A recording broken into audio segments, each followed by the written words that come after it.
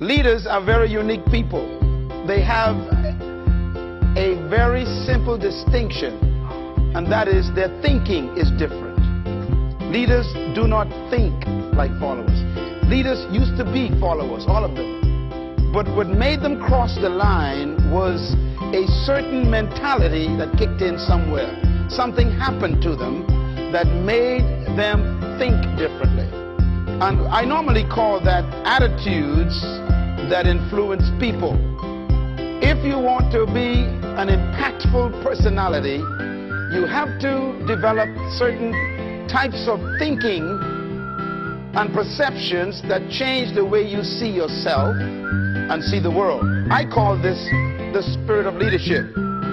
But let's talk a little bit about the lion. The lion has what I call the spirit of leadership. And this word spirit here is referring to attitude. A leader has an attitude that makes him or her different from followers. And the lion exhibits that attitude. But the lion to me is a great source of encouragement to all of us. Now, what's the main thing that shocks me about the lion is that the lion is not larger than the giraffe, bigger than the elephant, or heavier than the hippo. The lion is an amazing creature. He's not as smart as the hyena or the snake. And yet, when he shows up, they all run away. Tell you, live, there's hope for you. That's right, because you ain't tall, you ain't smart, you ain't intelligent, you ain't the biggest, but you could be the leader. The lion, therefore, cancels all of your excuses for not becoming a leader. You don't need to be intelligent. You don't need to have a certain height. You don't need to have a certain weight. You don't need to have any kind of advantage. And yet you can be the leader. What makes the lion so unique? Well, here's one of my favorite quotes that I put in my books, and I believe it really brings home the point.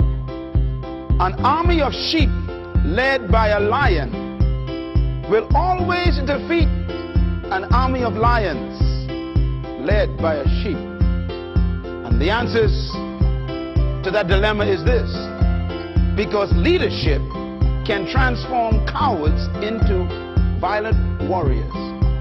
Because leadership determines everything. Now, why would a lion become the king of the jungle when he has all of those limitations? He's not the tallest, not the strongest, not the smartest, not the heaviest, not the most intelligent, but yet he runs things. The lion is the king of the jungle because of one word: attitude. The lion has a different attitude that makes every animal afraid of him. For example, a lion will see an elephant, and the thing that comes to his mind, one word: lunch. Now, the elephant is 10 times the size of the lion, probably 50 times heavier, and has more power. One stomp of his feet could destroy the lion. But when the lion sees the elephant, he doesn't look at size and weight and strength and power. He looks at lunch. I could eat this thing. And he acts the way he thinks. Say it. He acts the way. You see, the size is not the problem. The weight of the elephant is not his concern. What makes him act is the way he thinks. And because he thinks he can eat the elephant, he attacks it. Leadership attitude. Now, here's another amazing mystery. The elephant is larger, bigger, stronger, more powerful, heavier, and more intelligent. And yet, when the elephant sees the lion, one word comes to mind: eater. Eater. In other words, the elephant is controlled by the way he thinks. He thinks that he is lunch. Therefore, his size, his weight, his power, his might, his authority is a victim of the way he thinks. It doesn't matter how big you are, how intelligent you are, how many degrees you get. It's your mind that keeps you small. And it doesn't matter how small you are, or how unintelligent you may seem to be, or how much you don't have. It's your mind that makes you the leader. Attitude. The attitude, therefore, is the difference. The difference between a leader and a follower is attitude. Why? Because it is unique attitudes that distinguish leaders from followers. They think differently. And that's because attitudes produce certain behaviors. And those behaviors stretch the leader beyond the limitations of the norm. In other words, it is the thinking of the person that makes them see circumstances differently. How do you think? Write this down. Attitude is a product of belief. This is very important to develop your leadership. Attitude is a product of belief.